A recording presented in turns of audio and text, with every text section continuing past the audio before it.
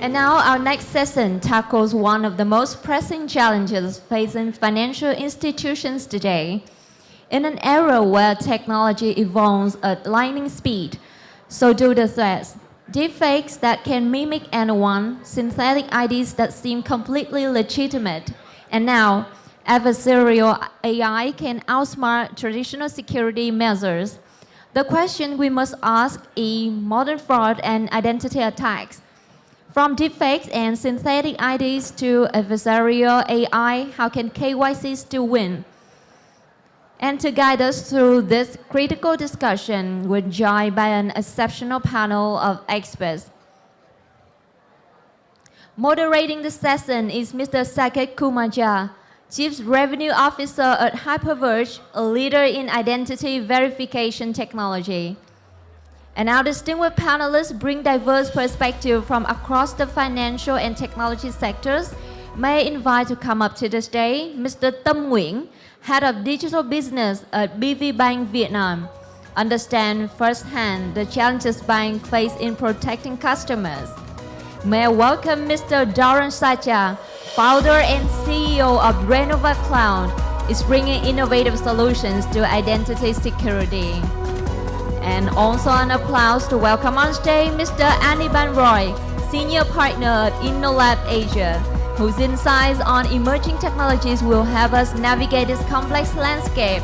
And please welcome our moderator as well as the panelists on stage. Please welcome.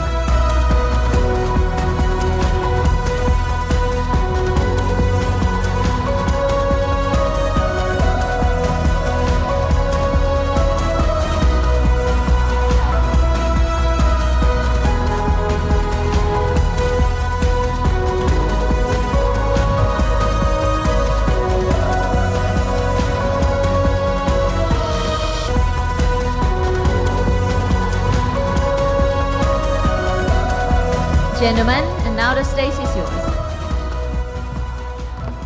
Thank you very much. I think overall the last session also was very, very insightful in terms of the discussions which we are doing. I am Sakit, as you all can see my name. I work with 𝗩𝗵𝗁 and I work with my team to grow the business in Southeast Asia and Middle Eastern Africa. We call it emerging markets, and 𝗩𝗵𝗁 largely works with banks and fintech to solve identity verification, digital onboarding, and help in preventing fraud. These are the three broad areas which 𝗩𝗵𝗁 works on. Been in this space for over a decade now, and work with 500+ enterprise accounts globally into different markets: US, India, Southeast Asia, and Africa. That's a brief about me and 𝗩𝗵𝗁.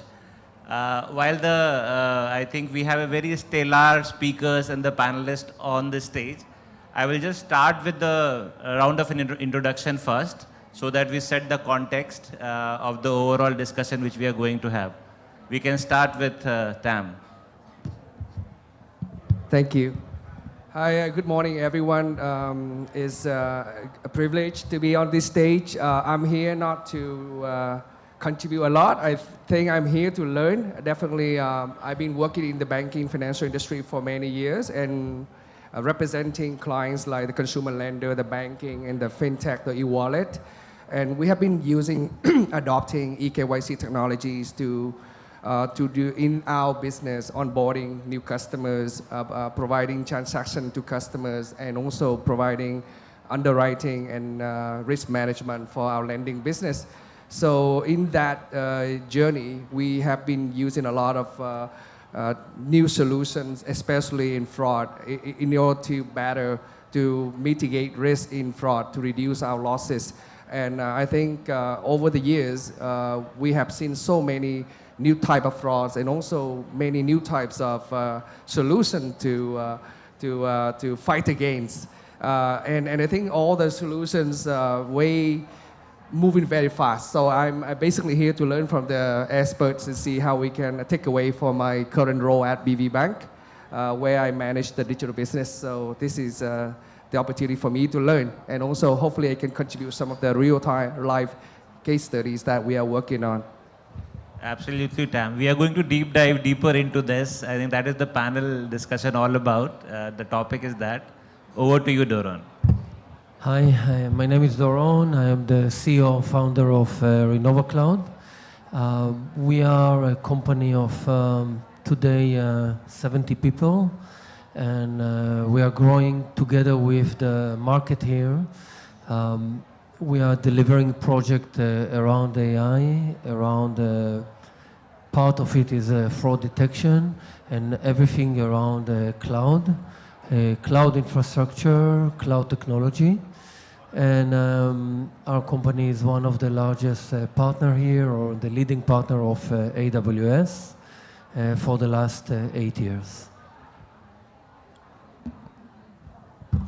Hi, good morning, everyone. Anirban Roy, a senior partner at Inolab Asia.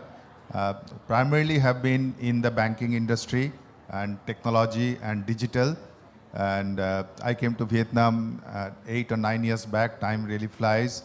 And have seen how Vietnam evolved from a completely cash-full society to now almost a cashless society. And I have launched 3 digital banks in my career. And I also want to just say that, Mr. Tam, you are being very humble. You are the one who launched eKYC for OCB as one of the first mobile banking. So you have a lot of experience in eKYC. So I just wanted to tell you that. So looking forward to the discussion and share my experience on eKYC. Thanks, Anirban. As you all can see on the screen as well, right, the topic of the panel discussion today is largely revolving around how the overall evolution of frauds are taking place, right? And we are going to touch upon some of these things in the discussion today. And I would like to start with Anirban first, considering he has been in multiple banks, scaled up businesses, and things have evolved from the overall physical KYC to the eKYC, what we are talking about. Whether it's adoption of digital banking or customer onboarding digitally, how have you seen fraud getting evolved over a period of time from your vintage point of view, Anirban? Okay, thank you. That's a very, very interesting question. And I can tell you one thing, that I came from Singapore, US, and then Vietnam. And my reaction was, wow, Vietnam is so creative in fraud. So that is something I want to share, how this has happened. So my first digital bank was named YOLO. Right now it's called Cake. The YOLO was launched in 2017 under BP Bank. And we had 2 propositions. One was mini KYC and one was full KYC. Mini KYC meaning just giving a phone number and email address, you can get a wallet account, although it is hosted under the bank. And with that account, you can spend, you can top up and spend, but the limit was 5 million Vietnam dong. And to do the full banking, you have to come to branch and do the full KYC. And then our business proposition was that we thought that once they do the eKYC or mini KYC and they like the app, they will all come to branch and do the KYC, right? So we had a stellar success. In 5 months, we had 1 million customers, okay? So, but all are mini KYC. And our business plan said 10% of that will get converted into KYC, full banking. But actually it was 1%. Nobody was coming to the branch for any KYC. Then we did lot of data analytics and we found that most of the customers who registered, they actually just got a SIM card for 20,000 dong, and then they opened account. That's how my 1 million customers came. Actually, out of the 1 million, I think 900,000 would have been only fake SIM card. And then basically they loaded 5 million VND, and then it was more, I would say that, you know, completely AML and fraud against that, right? And then there are actually not real customer. Then the Vietnam came up with the eKYC. And I remember I worked with 𝗫𝗺𝙁 actually to implement the eKYC. There's not too many solutions that time. So then we saw that suddenly the eKYC percentage was huge. We thought it will be, you know, maybe 10%, right? But then like a 30% of those mini KYC suddenly started getting eKYC. And we thought, wow, we are so happy, right? But then when we tried to call them, we can't find them. And then, of course, we did a lot of data analysis, and most of those ID cards were actually manufactured. Yeah, and then the photos, the manufacturing guys, they used to put camera on the street, and they used to take photo of the bikes, drivers, and the passerbys, and they will put those photos into the manufactured card. They knew how to do the checksum on the ID card number, so the checksum always matches. Photos are always different, but huge fraud, right? So that time the technology was evolving. We could not check a lot of stuff, but we have seen that kind of physical fraud a lot. Yeah, absolutely. I think and all of us are experiencing that, and with the advent of AI and with the advent of Gen AI, right, things are becoming even more challenging, I would say, from stopping fraudster to get into. There was a time wherein to build a deepfake, right, you used to have a very sharp brain to build it. Now there are platforms which helps you build deepfake images very fast. You give them 2 images, they will build you all possible options of deepfake images which could be built. I think on the AI space, Renova Cloud is doing a lot of things, and I would like to pick up thought from Doron on this. With the synthetic frauds which are happening, right, which is another name of a deepfake which is there, right, with the help of AI, how are you injecting images in the eKYC flow? How are you seeing your partners, your customers are using AI to prevent that? Okay. First of all, I would like to say a few general sentences that put us in the right context. We are living in a shaking time. What has been worked before doesn't work today. And all the processes that has been implemented and might be the right way to prevent fraud in financial institutes becoming most unrelevant today. And it's moving extremely fast. Today, to hack account in today to getting identity is by far much more easy than 6 months ago or 1 year ago. And I don't want to talk about 2 years ago, because 2 years ago in this kind of industry is a decade. Now, what's happened in organization today, they are trying to catch up the technology, they are trying to catch up with what's going on in the market. The government cannot catch it up. The regulation is always behind. Even they are trying hard. So, in one hand, financial institute facing very, I would say, unupdated regulation in some area, especially in this kind of area that is moving extremely fast, and the banks need to catch up with this fraud detection. Plus, remember, banks today is the key and the core, and they are based on trust. All the banking system today in the world and Vietnam based on trust. So technology is not only the one thing to be solved, and I know there is amazing technology that's coming and trying to be adopted by the bank, but this is not only the things to be adopted. There are so many other layers that need to be adopted. Coming back to your question, for the AI, today banks are, I would say, they are in defensive, and they are trying to see how we defend for this scenario and this scenario. Now bank need to try to think how to put more layer in agentic and proactive way. In proactive way to predict the way that the fraud gonna be detect and the fraud going to be hacked. Because if the banks will not do a proactive way, there is no way they can catch up the pace of the fraud detection and the AI. So adding more layers, of course, with building more trust with the customers in order not to disrupt them in the process. This is a main challenge that the bank is facing at the moment, and all financial institutes. And what we are doing, we are trying to see what can be done together with them.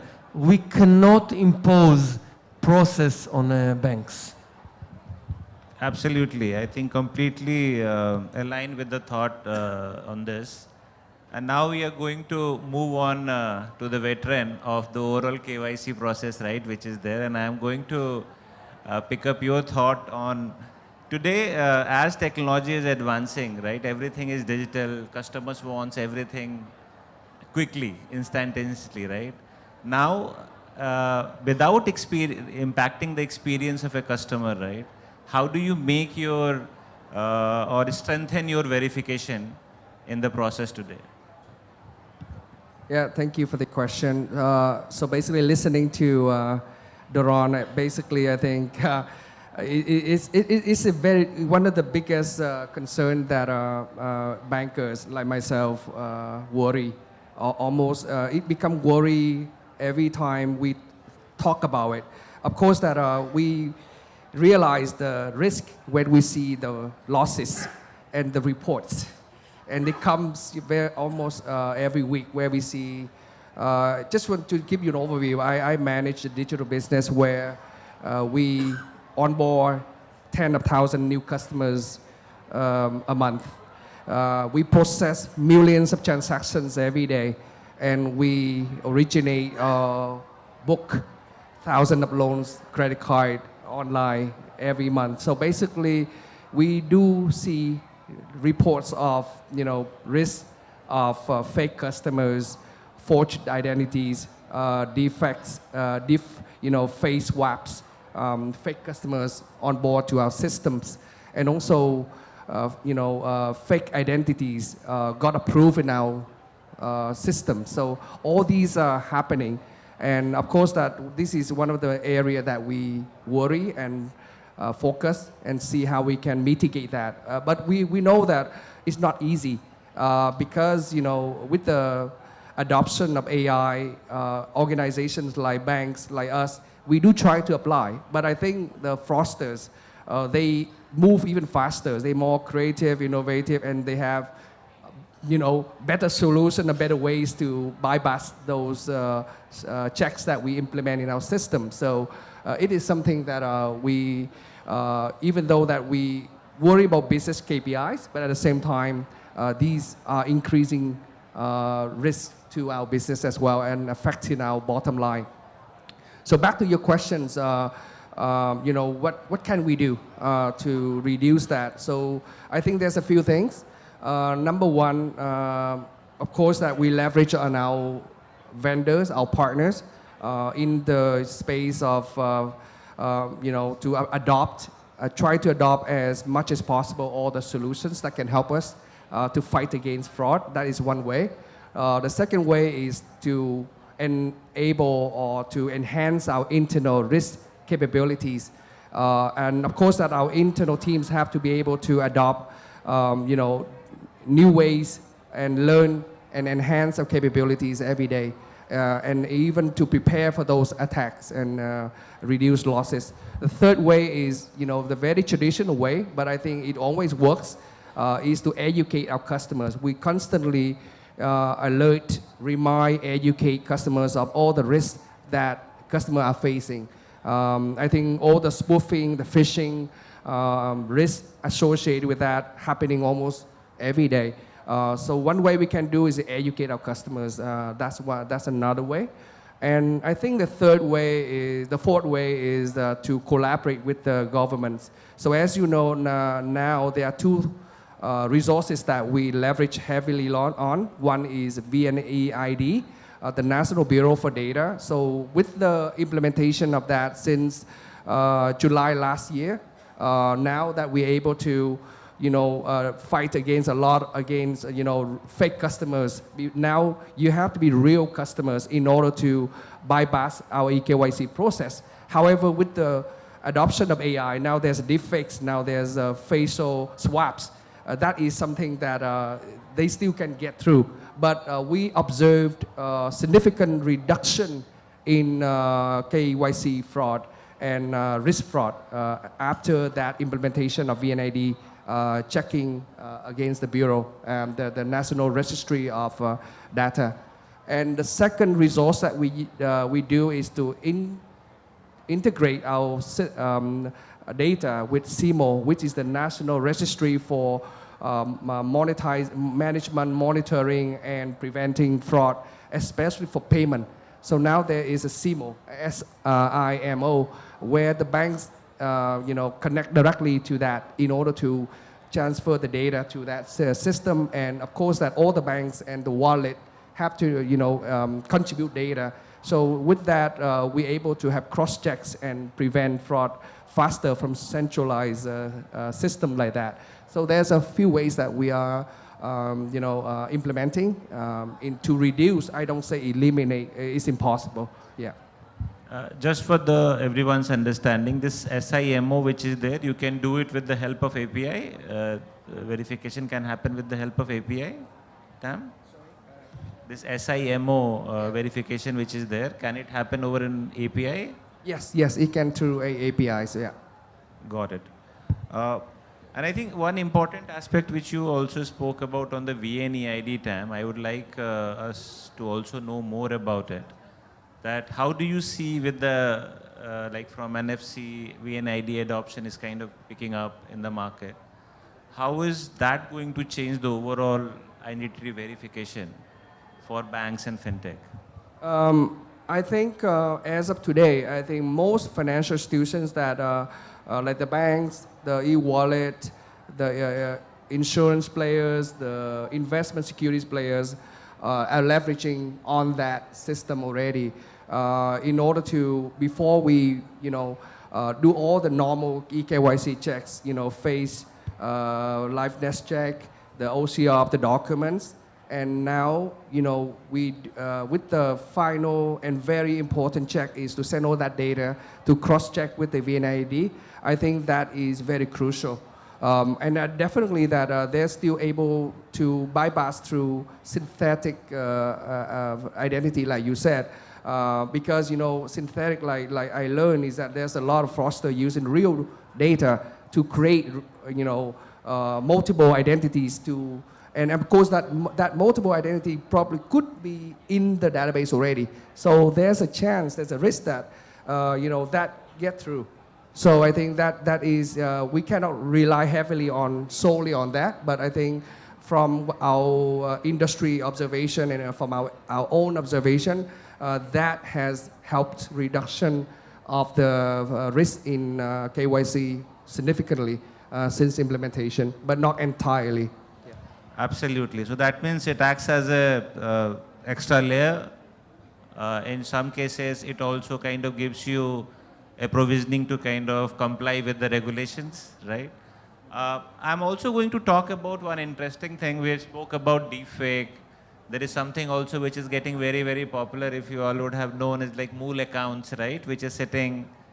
I would like to understand from Anirban, the way things are evolving, there are a lot of things which has a massive impact on the overall fraud which banks has to go through.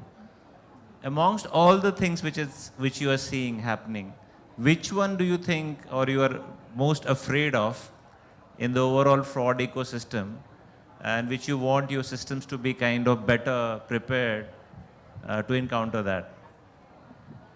Yeah, so we constantly fight against these attacks, right? So I'll talk about two areas where we are now seeing the evolution of fraud. And now, given we have solved the basic problem in our bank, let's say, that we have a very strong technology, we can talk to VNeID, and then we can authenticate that person. That's fine, right?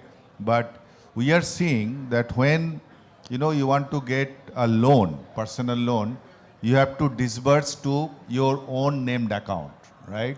So what happens is that you took the loan from Bank A, and then you are nominating account where you will disburse in Bank B, and Bank B's eKYC is not as strong as Bank A. So now basically the money actually went to a fraudster. Yeah, he was the real guy, but actually the account was somebody else's, but I have the check, but the Bank B doesn't have the check. So now overall the weakest link will always be a problem, right? So many banks are now trying to say that if I give you loan, you must disburse to your own bank. But that creates lot of current account which is not needed. So a lot of accounts are getting opened for that. So I guess that overall network, bank network, they have to also figure out how they can share their data about fraud. And then it is not credit scoring. We have the credit data, but we do not have a centralized fraud data. So that is something which has to evolve very strongly. And then banks, it will help bank. Second thing we are saying is more interesting, which is P2M payment, person to merchant. So what you are observing that, okay, I have done a eKYC and I got my own account, but I also have opened a business account. In Vietnam, business account opening is very easy. And there you actually registered the business account and then directly you don't do the eKYC. You actually have to go to branch physical KYC for the business account. And then this person uses credit card to actually pay his own business. And then he takes the cash out. So basically you are getting an interest-free cash for a month. So now what we need to do is that you have to triangulate all the accounts together and create graphs and then also do geolocation, because the business and the person is actually staying at the same place, opening the account. So all these other alternate data beyond just the face and national ID to basically address these frauds, the new types of fraud. So that's what banks are worried about right now. Completely. I think it really makes sense. And I think we are also seeing, especially on the bank business side of it, right, what we are calling at merchant side, there are a lot of things which are changing. And the way the retail customers' identity verification is important. I think even the MSME onboarding, right, is also becoming very, very paramount. And even we heard the way overall MSME is expanding. I think we need to gear up there as well. I'll move on to Doron on one specific area, right? If you were to choose most important area where banks or fintech should be investing to tackle this AI-driven fraud, what would that area be, Doron, according to you?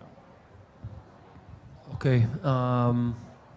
The one thing that I believe that all financial institutes should focus is how to build a layer of AI agent that proactively can predict the whole flow of fraud, understand and learn from past, implement more sophisticated process. So the AI area is taking a tremendous and significant, important, I would say, part in this. And banks today and institutions need to, first of all, focus on their customer, how to educate them with AI or with any other tool, how to educate, which is a very, very important, how to educate your customer. And I truly agree with the point that I've mentioned, that customer education is very important, and internally, how to build a precisely and go very surgical in process for every part. For example, biometric is one of the most important parts. How to tackle and how to make it layers on layers on layers in order to prevent this fraud fraud attempt to go into the bank system. So this is only part, but there are so many other areas. Even, you know, I was reading about the movement of the way you move your browser, or the movement, the way you move your mouse.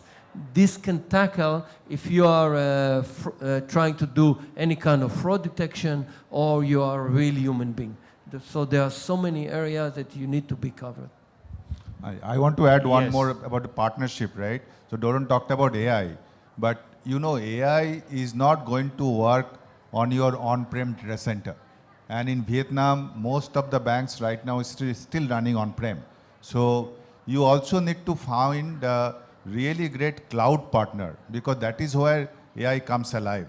And all the new algorithm you're talking about, mouse movement and then hand movement, typing speed, right? And I have also heard that how do you look? That also actually is now on the scoring. Okay, so all these things cannot happen on an on-prem data center. So finding a great eKYC partner, finding a great AI partner, and also finding a cloud partner. And these three are not one person can do all three. So you really need to look at all these three partners separately, but then convert them together to really address KYC issue. I think that's one very important point, and it is not only limited to fraud per se, right? It's also about how is overall AI getting adopted. And I would like to open this to all three of you, which is based on, I'm sure all of you would have seen the latest McKinsey report, right? Where they're talking about that while there is a lot of things which is getting spoken about, every boardroom, this is a topic of discussion, but only 5% of the banks, especially, have been able to get the return on the investments which they have done on AI. Where do you see the problem, specifically for the Vietnam context, if I talk about, just taking a zoomed view, right, from global to Vietnam, where do you see the challenges, while on the one side we see all the advantages which we are talking about, but when it comes to ROI, why we are not able to materialize that? Yeah, sure. I think this question goes back to the question I got last year when I was on the same stage at the same summit last year, where we talked about emerging technologies. So I think fast forward, I think AI is at that time was on the list of emerging technologies, and I think I will say the same. The promise, the potentials, and the benefits of these technologies are huge. And then of course that we see on the reports and we see people, experts talk about it, and we believe in it as the business owner. We believe in it. However, I think in adopting, implementing across functions of an organizations, especially big corporates, is a huge challenge. Because in order to get the benefit from technology, in this case AI, it requires the participation and the buy-in from a lot of different stakeholders within the organization.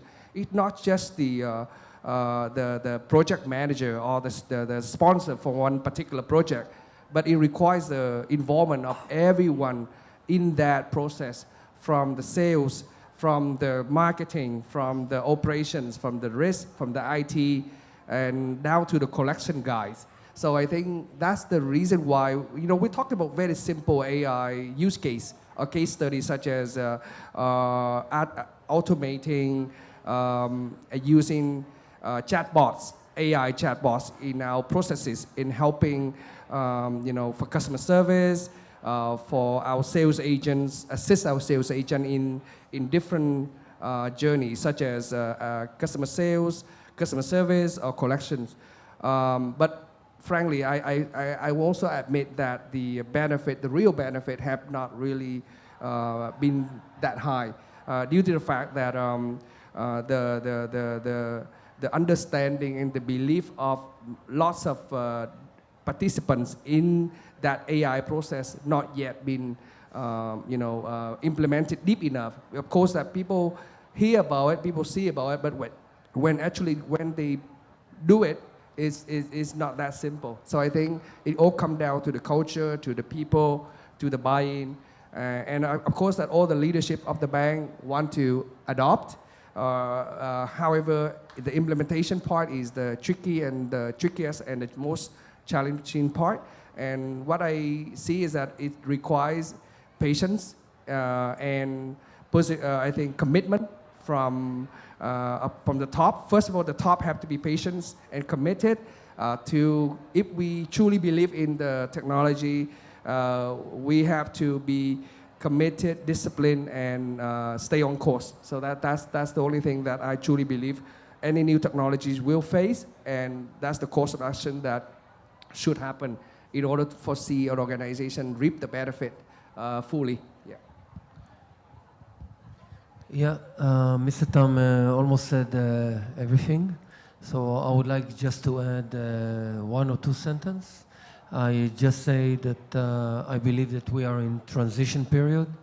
Nobody know how it's going to take. It's going to take 2 years, 3 years, or even more. Organization doing a huge effort and will invest more and will fail more by implementing new technologies. At the moment, what we are seeing that organization using AI is to replace task, replace some task inside some process. They are not changing the entire organization.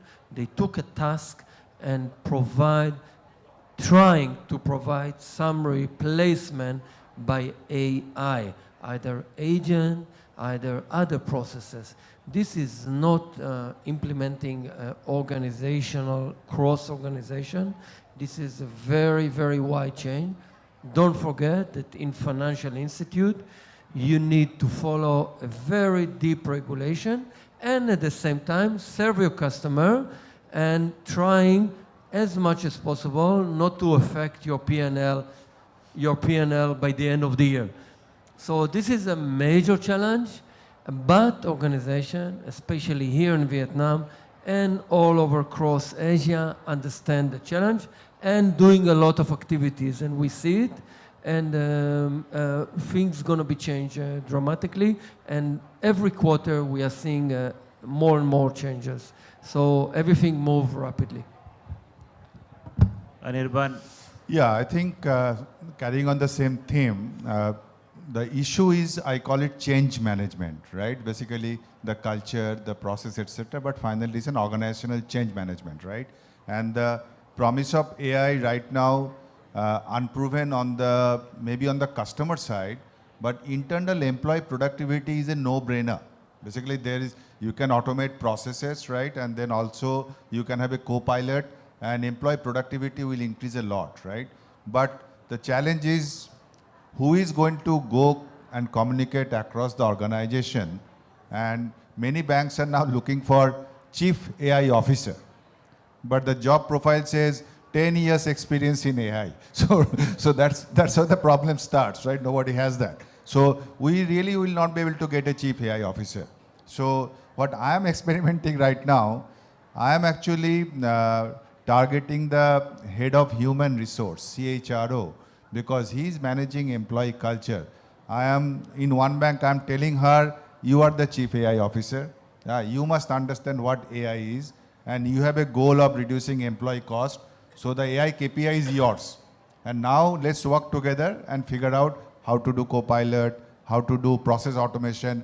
In fact, you will not believe in the HR itself.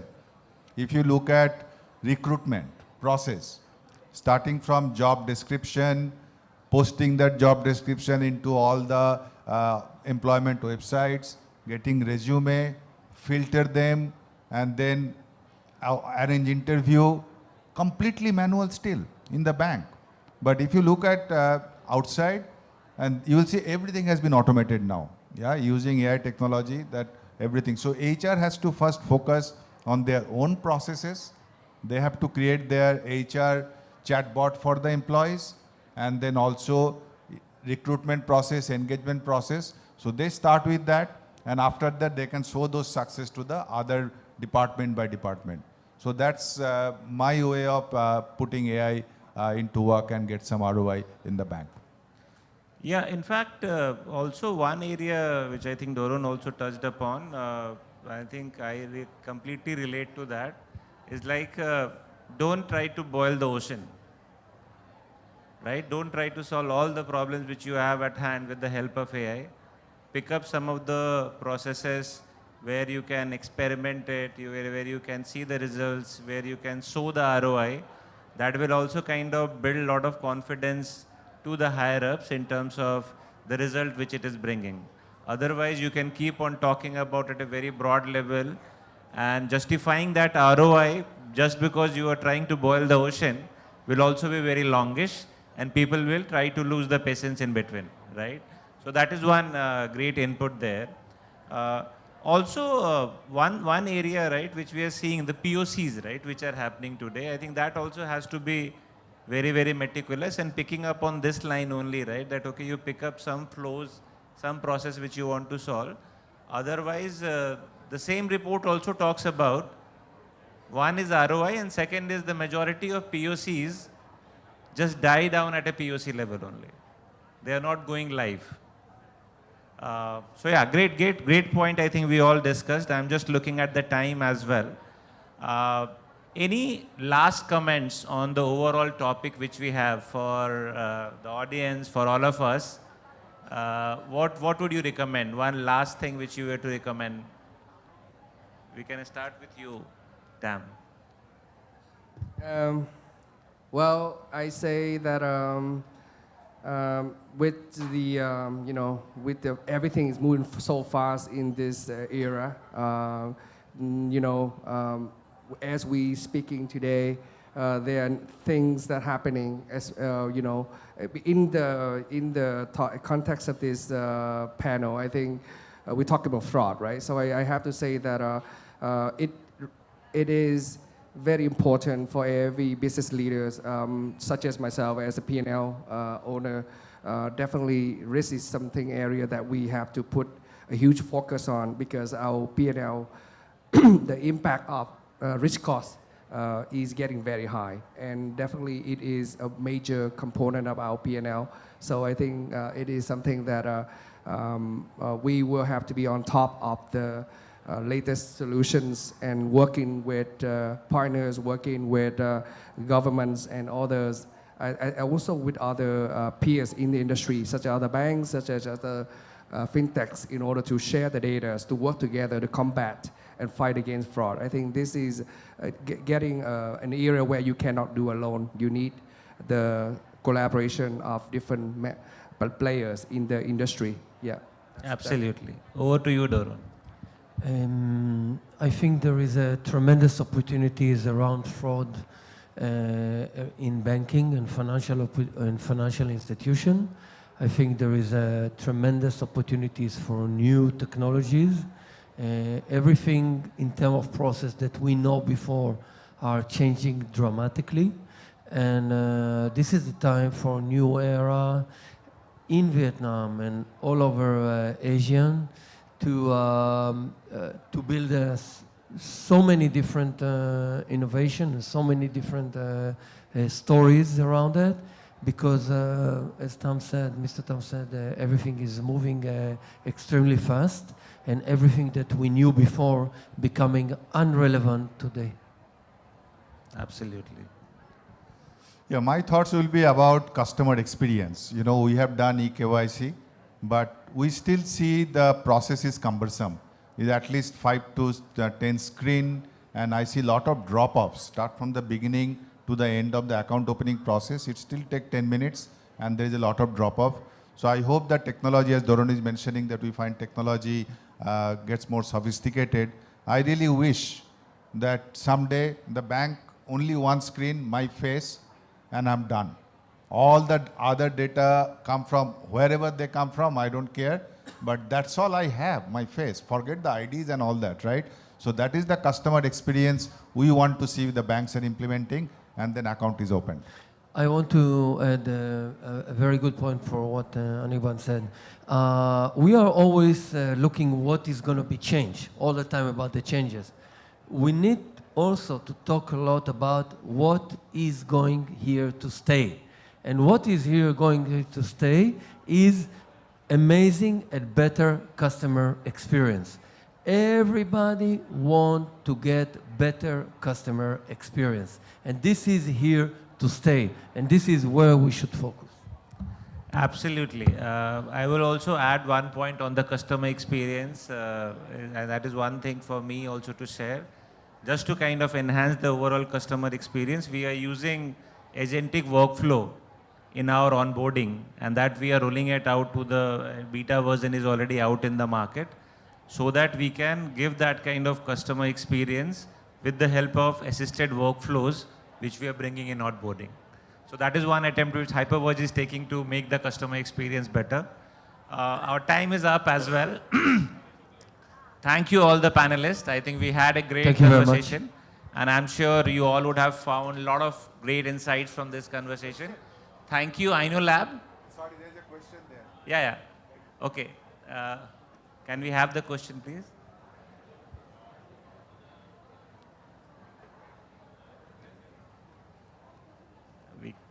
Hello. Yes, we can hear. Hello. First, I want to thank the panelists for this really interesting discussion. My name is Tony. I'm a founder of a digital platform called 𝗏𝗂𝗏. We're a marketplace for sports activities. Our GMV has been really growing quite rapidly this year. I think we're up to about 60 million USD in GMV, and with this kind of scale, we're starting to see a lot of fraud and scam happening on the platform. I'd love to hear your best advice on new platforms such as ours on how we can introduce the KYC process. We're not a bank, we're still a small team, well, moderately small team. But what would be your best advice for introducing KYC into our platform? I have some comments on that, but I will let the veterans to talk about. Let me take it. Tony is my close friend of mine. I'm good to see you here. And I use 𝗏𝗏𝗏, excellent app. And 𝗏𝗏𝗏 basically is a community for games. So they basically have all the games there, sports there, and then you can set up a community and play. Excellent. And then he of course needs help from the bank about payment as well. Yeah, because right now the payments are mostly happening offline. So see, not only 𝗏𝗏𝗏, but all the consumer facing application today, they are only using SMS for just authenticating the phone number or an email to verify the email. And as I said, those are all fake, right? So best option will be for you to leverage a single sign-on with a VNE ID. But you have to partner with a bank, because you will not be able to call VNE ID directly. But talk to a bank like BB Bank. They can support you, all the B2C apps and provide a single sign-on to basically your application. Customers onboarding will be very simple. You don't have to capture the data. You will have a SDK from them or a webview from them where they will do the VNE ID authentication, give you a webhook, and they will say yes or no, I have validated, and then this will be done. So partner with a bank. I think you will be able to solve your problem. Great, thank you so much. Anyone else has any? I just want to say that I'm an early member of 𝗏𝗏𝗏 for 𝗏𝗶𝗏𝗁 social, so it's good to see you here. So like Esteban said, thank you. Yeah, work with the bank. And also we provide, payment solutions to a lot of fair apps. And I think what you just have to be cautious about is to trade off for customer experience. As of now, as a member, it's quite easy, right, to enroll, to become a member. Of course, that's you get to see a lot of scam and risk, so that's why you want to implement enhanced. But maybe the process should be simpler, because this is not a financial app. So I think we can work closely to see what is the right amount of KYC for your customer journey in the enrollment process. Yeah, we can do that later on. Yeah. Thanks. I would just like to add one more point on top of whatever they have suggested. Across the globe, we are seeing a shift from SMS OTPs getting replaced by biometric authentication. So at all the critical places where you feel that fraud chances are higher, you can have the face authentication as the verification method, not the OTPs. So that will ensure that the same person who is availing is getting verified at the point when he is availing the service. Yeah. Thank you. Thank you for the question. Great. Thank you, 𝗍𝗓𝗓 for arranging this panel. And thank you to the panelists once again. Looking forward to stay connected. And all the people who are there, they can discuss any other thing also with them as they are off stage as well. Thank you once again for the panel. Thank you so much. So we have just witnessed a quite interesting panel discussion. Thanks to Mr. Saket, the moderator, and our panelists as well. And now Mr. Anirban Roy as the senior partner of InnoLab Asia. So please help us to present the token of appreciation to the panelists and the moderator.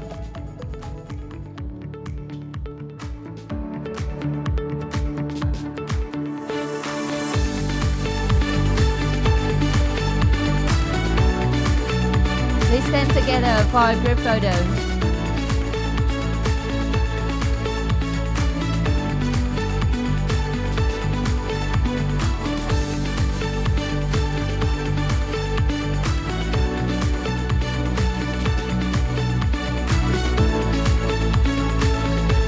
Beautifully captured moment. Once again, thank you so much.